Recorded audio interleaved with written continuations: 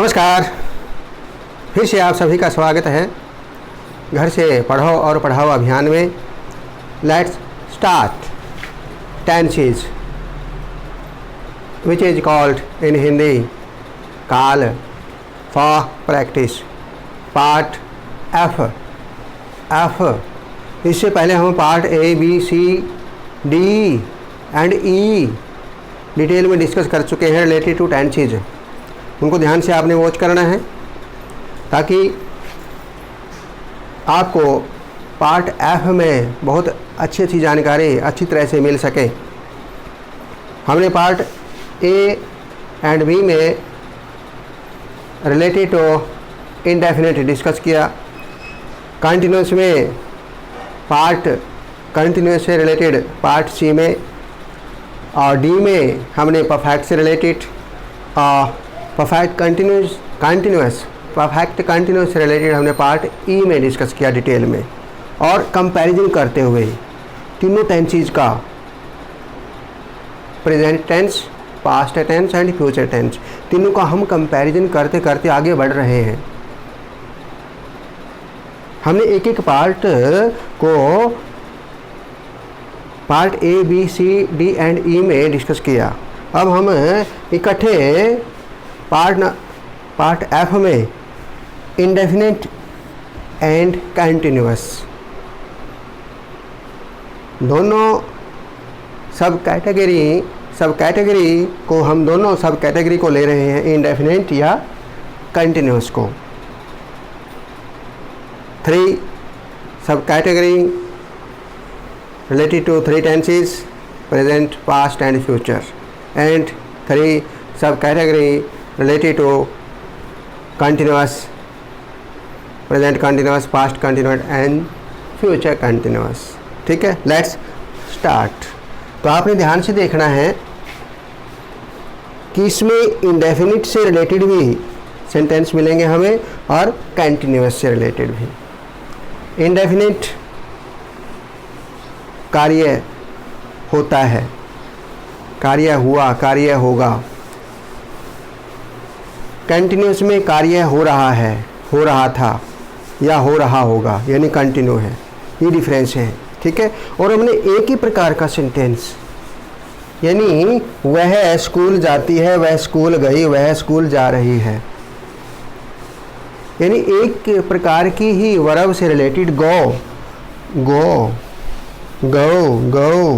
गो की second form went, गो, यानी गो जो वर्ब की फॉर्म है उससे रिलेटेड ही हमने सभी पार्ट्स में डिस्कस किया है, ताकि आपको क्लैरिफिकेशन सही हो जाए, आपकी कंपैरिजन सही हो जाए, आपको बिल्कुल समुचित रूप से पता लग जाए कि ये जो हिंदी में वाक्य लिखा हुआ है ये कौन से टेंस का है, या जो ये इंग्लिश में सेंटेंस लिखा हुआ है, सेंटेंस इंग्लिश में वाक्य लिखा हुआ है, ये कौन से टेंस का है। इसलिए तो हम एक ही प्रकार का सेंटेंस ले रहे हैं सभी टेंसेज में, और उसमें क्या बदलाव होता है ये हमें पता लग जाएगा। जब हम इंडेफिनिट की बात करेंगे ना, इंडेफिनिट की बात करेंगे तो प्रेजेंट इंडेफिनिट में ता ही, ता है, ताहू आ जाएगा, ठीक है। और पास्ट में आ ए ई की आवाज़ आएगी, और फ्यूचर इंडेफिनिट में गागेगी। ये डिफरेंस आ जाएगा, हिंदी में भी डिफरेंस आएगा और इंग्लिश में भी आ जाएगा, ठीक है। Let's start again. Past tense, present tense and future tense, it is part F tenses, जिसको हिंदी में काल कहा जाता है, समय कहा जाता है। समय को दर्शाने वाली जो वर्ब होती है वो काल से, समय से रिलेटेड होती है, ठीक है। तो इसमें हम देखते हैं वह स्कूल जाती है, सी गोज़ टू स्कूल। वह स्कूल गई, सी वेंट टू स्कूल। वह स्कूल जा रही है, she is going to school. वह स्कूल जा रही थी, she was going to school. वह स्कूल जा रही होगी, she will be going to school. वह स्कूल जाएगी, ये इसी से रिलेटेड है, ये इंडेफिनिट के ही सेंटेंस है। इट इज एंड इट, ये तीनों इंडेफिनिट से रिलेटेड हैं। वह स्कूल जाएगी, she will go to school. यानी यदि आपने part A B C D and E को ध्यान से वॉच किया है ना, ध्यान से देखा है, तो आपको एफ को समझने में कोई देर नहीं लगेगी, अच्छी तरह से समझ में आ जाएगा फिर। तो पहले के पार्ट आपने ध्यान से वॉच करने हैं, तभी तो समझ में आएगा ये, ठीक है ना।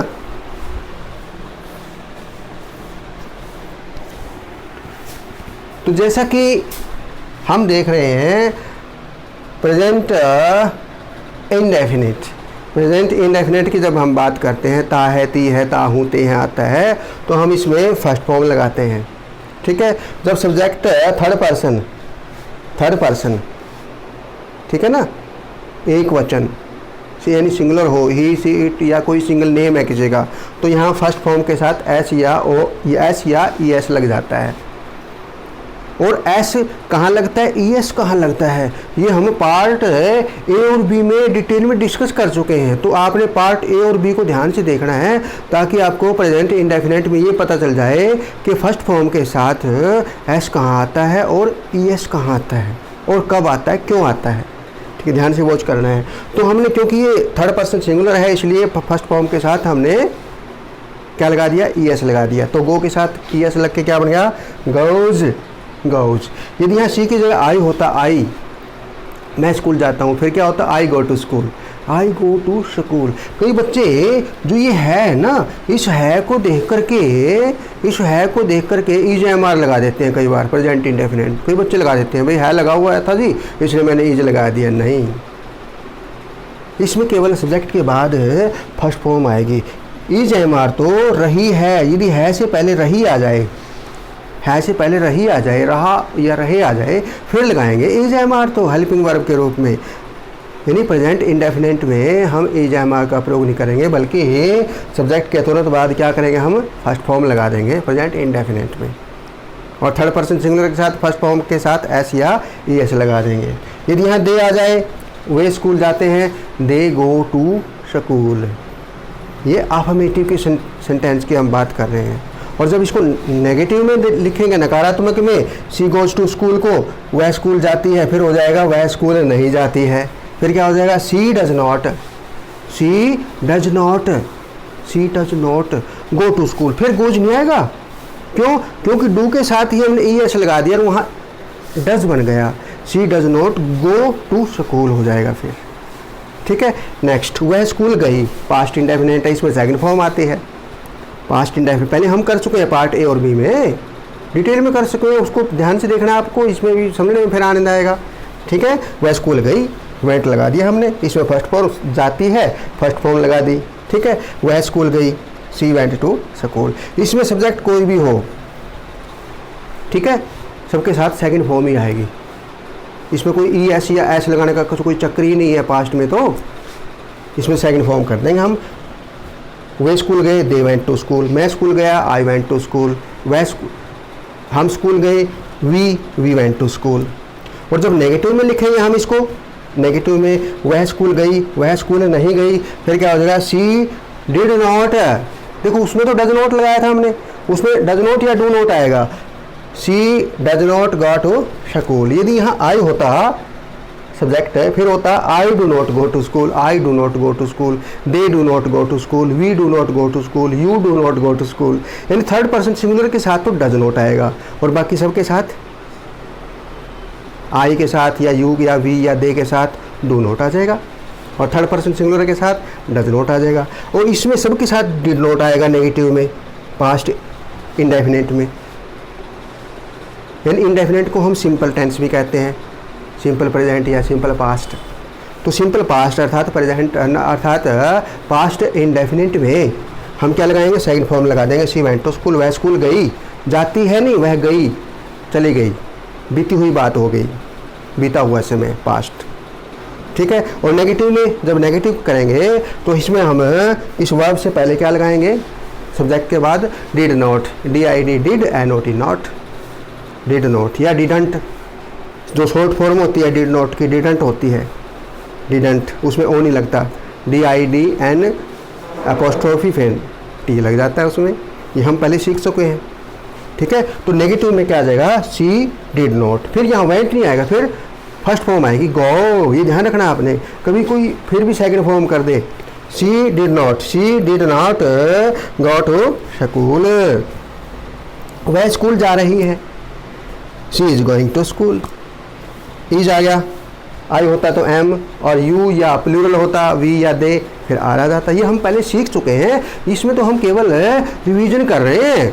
कोई बच्चे सोचेंगे भाई पार्ट एफ में ही हम पहली बार इनको दोहरा चुके हैं। नहीं नहीं, हम पहले दोहरा चुके हैं इनको, उनको आपने ध्यान से वॉच करना है। ये तो हम केवल कंपैरिजन करते हुए रिवीजन कर रहे हैं पार्ट एफ में, ठीक है।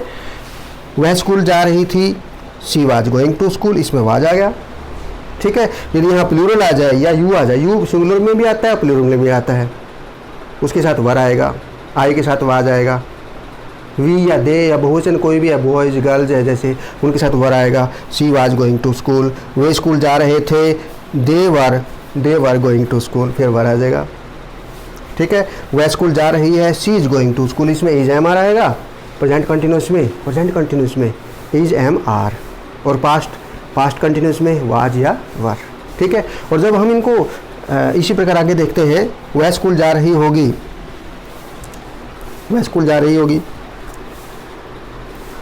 इसमें विल भी आएगा, कोई भी सब्जेक्ट आ जाए यहाँ पर, she it we they I, will भी लगाएंगे हम फ्यूचर कंटिन्यूस में। पहले शैल भी लगाते थे, लेकिन जब हम मॉडर्न ब्रिटिश इंग्लिश की बात करें, अब हम शैल को as a modal auxiliary use करते हैं, फ्यूचर टेंस में यूज नहीं करते। फ्यूचर टेंस में हम सब सब्जेक्ट के साथ हम विल या विल भी यूज करते हैं। विल भी going first form plus ING, वह स्कूल जा रही होगी, विल भी आ जाएगा इसमें। और जैसा कि हमने देखा प्रेजेंट इंडेफिनिट पास्ट इंडेफिनिट के बाद फ्यूचर इंडेफिनिट, जब हम फ्यूचर इंडेफिनिट की बात करेंगे तो ये सेंटेंस फ्यूचर इंडेफिनिट का है, ठीक है। वह स्कूल जाएगी, she will go to school, इसमें विल आ जाएगा और फर्स्ट फॉर्म आ जाएगी विल के साथ, हमेशा फर्स्ट फॉर्म आती है।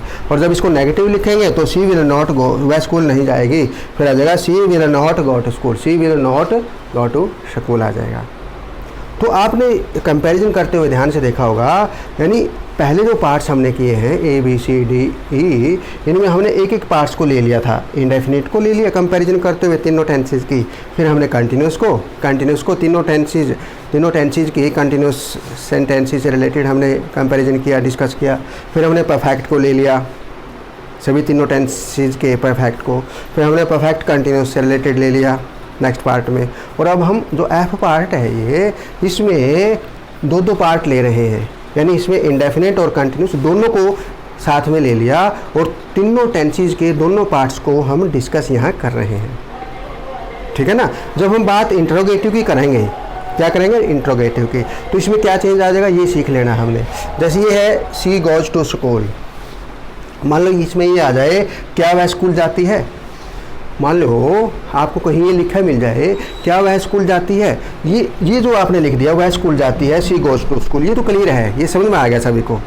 और नेगेटिव में भी आपने क्लियर हो गया, वह स्कूल नहीं जाती है, she does not go to school, ये भी क्लियर होगा। लेकिन इंटरोगेटिव में प्रश्नवाचक सेंटेंसेज में हम क्या करेंगे, इसमें क्या वह स्कूल जाती है, तो इसमें क्या करेंगे हम डू या डज सबसे पहले लगा देंगे, ठीक है ना। जैसे सी है, सी के साथ तो डज लगाया था हमने, अभी डज नॉट नहीं किया था, तो डज DOES डज सबसे पहले आ जाएगा इंटरोगेटिव में। क्या वह स्कूल जाती है, फिर आ जाएगा डज सबसे पहले DOES डज सी गो, फिर गो आएगा, गोज नहीं आएगा, does she go to school, sign of interrogation आ जाएगा, फिर प्रश्नवाचक चिन्ह आ जाएगा फिर, ठीक है। क्या वह स्कूल गई, ठीक है। अब क्या करेंगे इसमें पास्ट इंडेफिनिट में डिड लगा देंगे सब्जेक्ट से पहले, डिड सी, फिर वेंट की जगह क्या हो जाएगा, गो हो जाएगा, did she go to school, sign of interrogation. क्या वह स्कूल जा रही है, जो ये इज है सबसे पहले आ जाएगा, is she going to school, sign of interrogation. क्या वह स्कूल जा रही थी, वाज सबसे पहले, W कैपिटल हो जाएगा ये वाज का, was she going to school, sign of interrogation. क्या वह स्कूल जा रही होगी, विल सी बी, देखो आपने विल और बी दोनों को इकट्ठे बाहर नहीं ले जाना सब्जेक्ट से पहले, सिर्फ विल को, विल सी फिर सब्जेक्ट के बाद बी फिर गोइंग टू स्कूल। और आपने देखा होगा जो फ्यूचर कंटिन्यूस है और फ्यूचर इंडेफिनिट इसमें डिफरेंस क्या है, ये देख लें ध्यान से आप। कई बच्चे कन्फ्यूज़न हो जाता है हम बच्चों को फ्यूचर कंटिन्यूस में और फ्यूचर इंडेफिनेट में। फ्यूचर इंडेफिनेट में तो सिर्फ विल के साथ फर्स्ट फॉर्म आएगी, विल लगा देंगे हम, वह स्कूल जाएगी, she will go to school, will के साथ फर्स्ट फॉर्म लगा देंगे। जब ये सेंटेंस हो जाएगा कि वह स्कूल जा रही होगी, फ्यूचर कंटिन्यूस जब आएगा फिर हमने विल के साथ बी लगा देना, बी विल बी, और फर्स्ट फॉर्म के साथ आईएनजी लगा देंगे, गोइंग हो जाएगा, तो ये सेंटेंस हो जाएगा she will be going to school.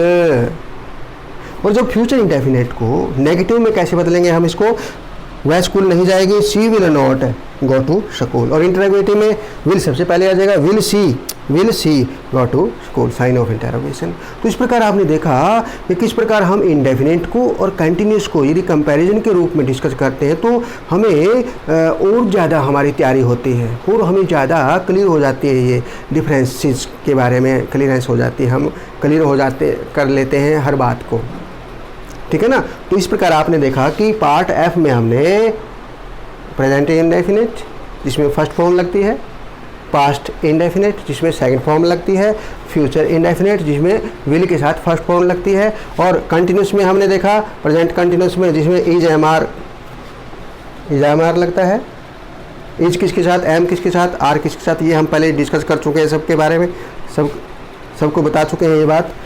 Is am are helping verb लगेगी और फर्स्ट फॉर्म के साथ फर्स्ट फॉर्म ऑफ वर्ब के साथ आईएनजी लग जाएगी इसमें प्रेजेंट कंटिन्यूस में। और पास्ट कंटिन्यूस में हमने क्या देखा, इसमें वाज या वर लगेगा, वाज किसके साथ, वर किसके साथ, ये डिस्कस कर चुके हैं हम, और फर्स्ट फॉर्म ऑफ वर्ब के साथ आईएनजी लग जाएगी पास्ट कंटिन्यूस में। और फ्यूचर कंटिन्यूस में क्या होगा, सब्जेक्ट के बाद विल भी आएगा, विल भी, और फर्स्ट फॉर्म ऑफ वर्ब के साथ आईएनजी लग जाएगी फ्यूचर कंटिन्यूस में, ठीक है। और ये सेंटेंस किसका है, ये फ्यूचर इंडेफिनेट का है। जैसे ये प्रेजेंट इंडेफिनेट था ना, ये पास्ट इंडेफिनेट है, तो ये फ्यूचर इंडेफिनेट है। 3 इंडेफिनेट के हैं और 3 कंटिन्यूस के हैं। तो ये टोटल है सब कैटेगरी है जो हम डिस्कस कर रहे हैं, ये 6 है। बाकी जो 6 कैटेगरी हमारी रह जाएंगी categories perfect and perfect continuous की, वो नेक्स्ट पार्ट में हम करेंगे। तो आपने सबने ये क्लियर हो गया होगा कि इंडेफिनेट की क्या पहचान है, कंटिन्यूस की क्या पहचान है, हिंदी में भी और इंग्लिश में भी। तो इसी प्रकार खुशी आप लगे रहिए, बहुत कुछ सीखने को मिलेगा, मजबूरी नहीं है, टेंशन नहीं लेनी, टेंस को सीखना है। देखिए फिर आपको सीखने में कितना आनंद आएगा। यदि आप बर्डन के रूप में लेंगे और सोचेंगे कि ये तो बर्डन है, ये मैं नहीं सीख पाऊँगा, अंग्रेज़ी मुश्किल है, नहीं, अंग्रेज़ी बहुत आसान लैंग्वेज है, मुश्किल भाषा नहीं है ये, बस आपने प्रैक्टिस करनी है। Because it is rightly said, practice makes a man perfect. लगातार आप प्रैक्टिस करेंगे, प्रयास करेंगे, अभ्यास करेंगे तो सब कुछ सीख जाएंगे। आप इंग्लिश में बिल्कुल फ्लुएंटली बोलना शुरू कर देंगे, आपस में जो कन्वर्सेशन होगी, बातचीत होगी, आप इंग्लिश में बढ़िया तरीके से करना शुरू कर देंगे, ठीक है। It's okay, thank you for watching this video।